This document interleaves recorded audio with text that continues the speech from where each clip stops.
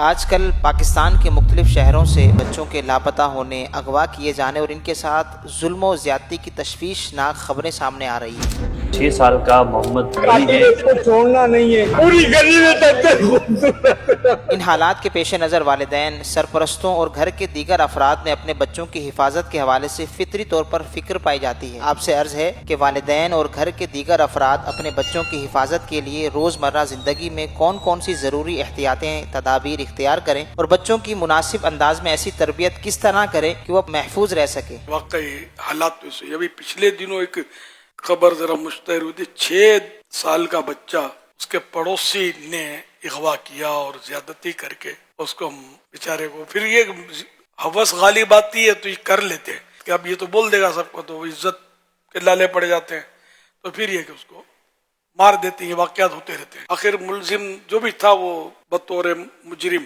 یا ملزم تو پکڑا گیا۔ اب خدا بہتر جانے کہ یہ وہی تھا یا کیا، سارے اس میں ڈیپ تو جا نہیں سکتے، خبریں ہوتی ہیں۔ اس نے جو بچے کو 3 دن تک مار کے رکھا، یہ بھی خبر تھی، اور پھر بوری میں بند کیا کہ اب اس کو بھگتائیں کیسے، پھر اس نے چھت سے پھینک دیا۔ عقل بہر مار جاتی ہے نا، اپنے مکان کے پاس کوئی پھینکے گا لاش تو جتنی بھی گلی میں مکان آتے ہیں وہ سب کی تفتیش تو ہوگی، پولیس تو 7ویں زمین سے گڑے ہوئے کو نکال کے لاتی ہے، 100 سال کے مردے کو اکھاڑ کے لاتی ہے۔ آپ پولیس کو کیا سمجھتے ہیں؟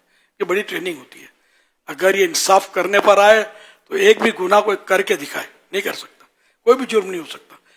جہاں سختیاں ہیں جرائم پر، ہم تو آنا جانا ہے نا، آدمی سوچ بھی نہیں سکتا کہ وہاں کچھ کرے۔ یہ گناہوں کے کام ہوتے ہیں نا، زیادتیوں کے واقعات، یہ پہلے بچے کو یوں تھوڑی اٹھا جاتے ہوں گے، مانوس کرتے ہوں گے، کبھی ٹافی دیتے ہوں گے، کوئی چیز کھلاتے ہوں گے، کبھی رقم دکھاتے ہوں گے، ہنس ہنس کے اس سے باتیں کر کے، مذاق مسخریاں کر کے ہلاتے ہوں گے، پھر جو مطلب معاذ اللہ۔ تو اس طرح اپنے بچے کو بڑوں سے اس کو دوستی نہ کرنے دی جائے۔ اچھا کوئی چیز دے تو لینی نہیں ہے۔ اب میں چھوٹا تھا نا، مجھے یاد ہے میری ماں مجھے نصیحت کرتی تھی، بیٹا کوئی سون جو ڈھگلو کرے نہ تھا بنا بینو، یہ ہماری میمنی کا لفظ ہے، نہ تم کو کوئی سونے کا ڈھیر بھی دکھائے نا تو اس کے پاس جانا نہیں ہے۔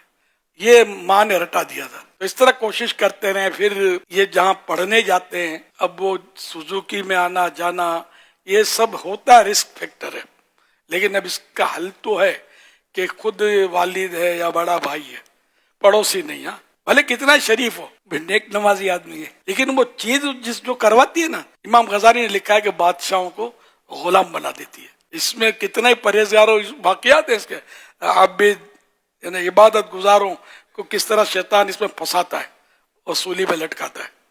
تو یہ سگا بھائی یا باپ، چچا زاد بھائی نہیں، یہ خود چھوڑ کے آئے اسکوٹر پر یا کار پہ، یا جو لانا لے جانا کرے، یہ خدمت کرے تو بہتری زیادہ ہے، ورنہ خطرات تو ہیں۔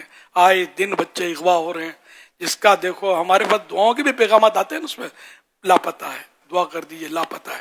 تو یہ لاپتہ اللہ بہتر جانے بیچارے کا کیا ہوتا ہوگا بعد میں، یہ لاپتہ بچوں کا، بڑے کو بھی اٹھا جاتے ہیں۔ اغوا سے اور مصیبتوں سے، گرنا پڑنا بچوں کا ہوتا ہے، ٹوٹ پھوٹ ہوتی رہتی ہے۔ ان چیزوں سے بچنے کے لیے یا حفیظ ہو یا سلام ہو، صرف 11 بار پڑھنا ہے، 11 ٹائمز، یا حفیظ ہو یا سلام ہو۔ بچوں پر دم کر دیا کریں، انشاءاللہ اغوا ہونے سے حفاظت رہے گی۔